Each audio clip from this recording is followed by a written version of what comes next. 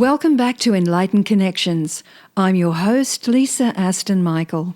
This is a solo episode, just you and me, where I'm inviting you into a thoughtful conversation around healing, intuition, and the unseen threads that connect us all.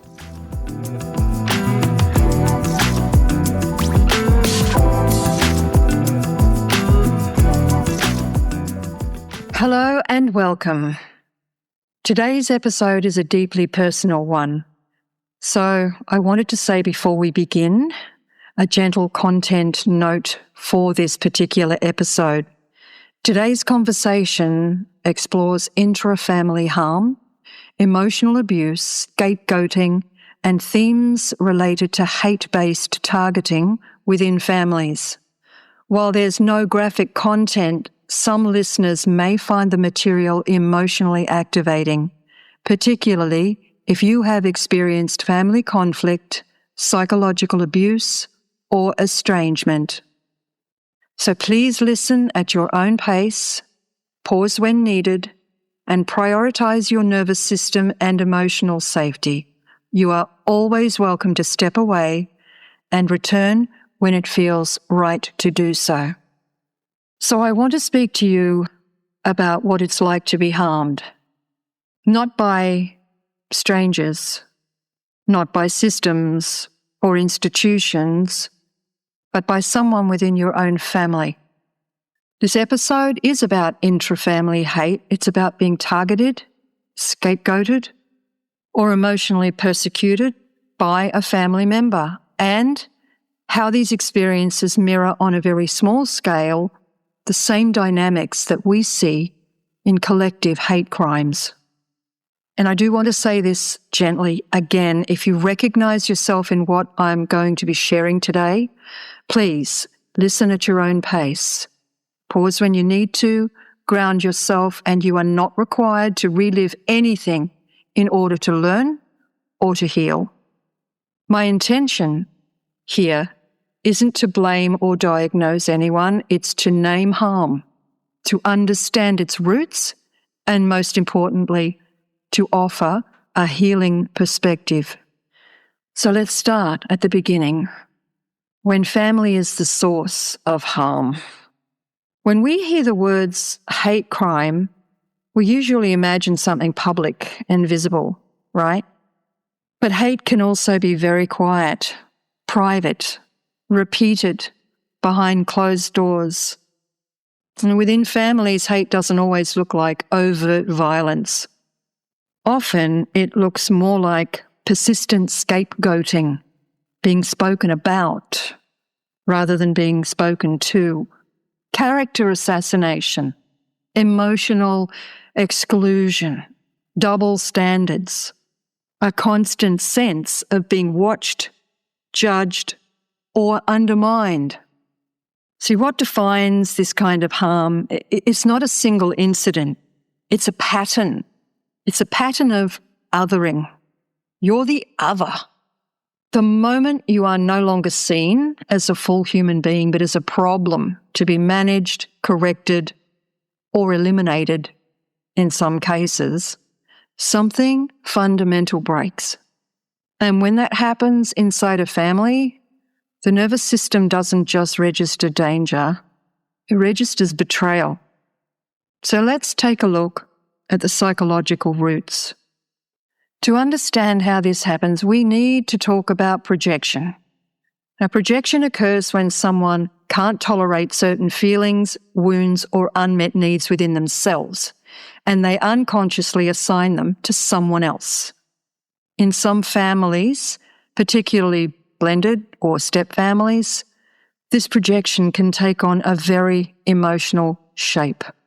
Unresolved emotional attachment, rivalry, and identifying dynamics involving authority figures, validation, and belonging.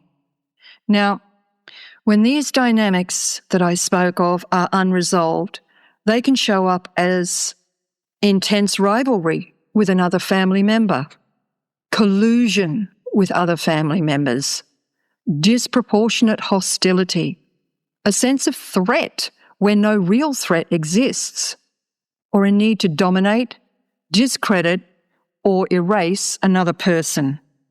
In these cases, the target becomes a container for everything the aggressor cannot face within themselves. And this is how unprocessed trauma turns into persecution. So let's now have a look at how the micro mirrors the macro. What's incredibly striking to me is how closely these family dynamics actually mirror collective hate crimes. At a societal level, hate crimes follow a predictable pattern, right? First, there's fear or instability. Then that fear is externalized. A target's chosen, narratives are created to justify harm, and finally, the harm is normalized. Inside a family, the same thing happens, just on a much smaller stage. The family becomes the society, and one member becomes the outsider. This is why the pain cuts so deeply, because the injury isn't just emotional, it's existential. Belonging is a survival need, and when belonging is withdrawn, the body experiences it as danger. So let's have a look at the impact on the target. If you've lived this, you may recognize some of these effects. Emotionally, there is often chronic grief, confusion, shame that it doesn't make any sense, anger turned inward, a deep loss of trust. Psychologically and physiologically, the nervous system itself might respond with hypervigilance, anxiety, panic, emotional numbing, dissociation, or difficulty feeling safe even when nothing is happening. One of the most painful impacts is identity erosion. Because when harm comes from family, the subconscious question becomes, well, if this is how they treat me, what does it say about who I am? And healing begins when we recognize that this question is the injury, not the answer. So if this is happening to you right now, if you are currently experiencing this within your immediate family, I want to offer some grounded alternatives to endure this. And really, that's what it is. It's endurance. Because I know the fight, the one that you have externally and the one that you have internally. And there are so many dynamics when this occurs. So first up, name the pattern internally. You don't need consensus for your experience to be real.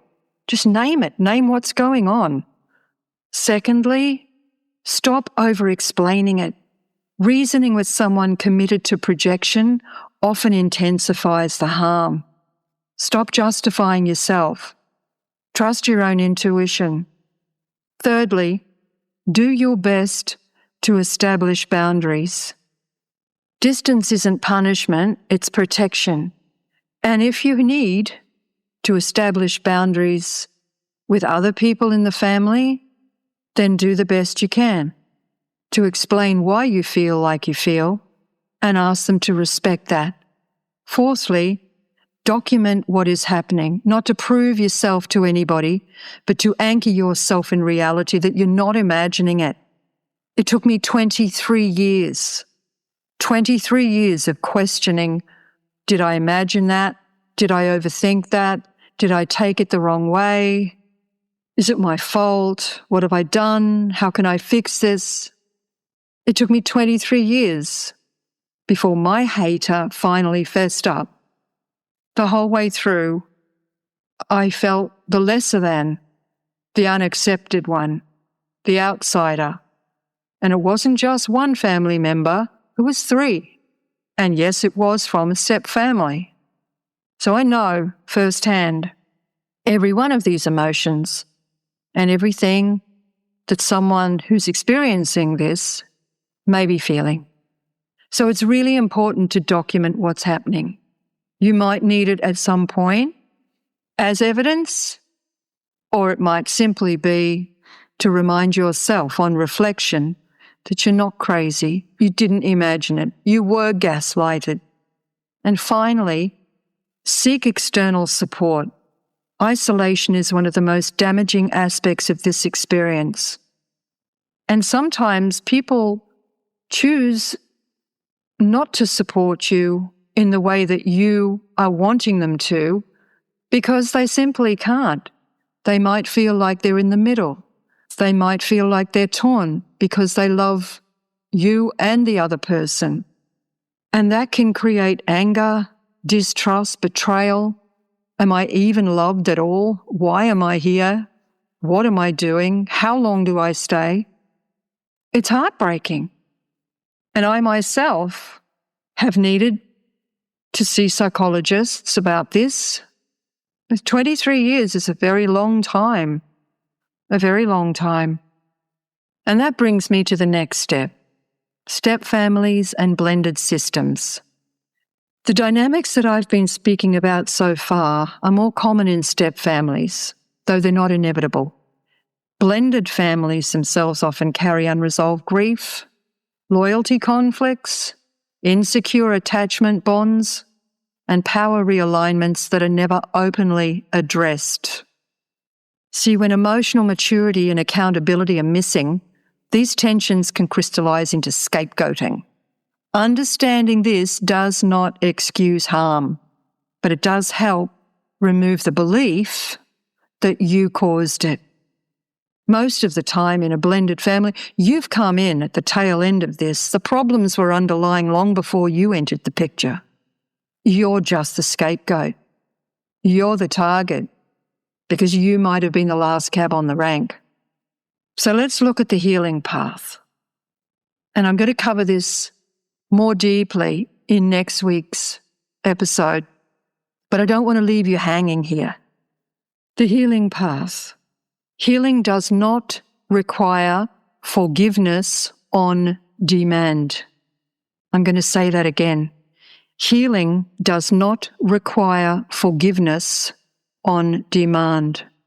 No matter how much you want that other person to say sorry, or those other people, they may never, ever do that. Ever. But what it does begin with is reclaiming authority and authorship of your story. You. This means separating who you are from what was projected onto you. It means working with the nervous system so that safety can be restored at the body level. And this can be done through meditation, through regular grounding, through outside help, therapy, psychologists, so whatever. And even though it might be others that you feel have caused you to take these steps, don't blame them. Don't be angry about that. Just focus on you and your healing. And allow anger without turning it into self-destruction. That's a tricky one. It's okay to say, I'm angry about this. I've done nothing. My worst crime is to just be, to exist. That's my crime, that I exist. And it's okay to be angry. You should be. You don't deserve this. You've done nothing. But don't allow it to turn into self-destruction. Don't let substance abuse become your go-to. Don't self-harm because you don't deserve that. You deserve love. You always did. But those who have chosen not to give it to you, that's their cross to bear, not yours. And you can build your own family. If this one doesn't work and you're there for whatever reasons, maybe you might love people in that family and they love you. And maybe there are some that don't love you. That's okay. Choose your own family. There are some beautiful, beautiful souls in this world. Choose them. Family doesn't have to be blood or by marriage. You have the right to choose your own family. Do that. And when and if you're ready, transform that pain into meaning, like I'm doing today for me. This is healing for me to share this with you. Because when pain becomes purpose, it no longer owns you. It's transmuted because you know that what you've gone through, what you've endured, and you have come out the other end, albeit by the skin of your teeth sometimes. You have the gift to share your pain with others so that someone else going through this doesn't feel so alone. So, in closing, intra-family hate, it thrives in silence, confusion, and self-blame. But healing begins when we say, this happened, it mattered, and it does not get to define me. As I said earlier, I'm going to talk next week more on the healing aspect of this, because it's not an overnight solution. There's a lot of work to be done to come back to you, to withdraw from this and blossom into the beautiful soul that you are. And if this episode resonated with you, please remember, you are not weak for being affected, and you are not wrong for needing boundaries. Healing begins with clarity, and you do not have to walk this path alone. Thank you so much for listening. I appreciate it. And I'll be here next week. Bye for now.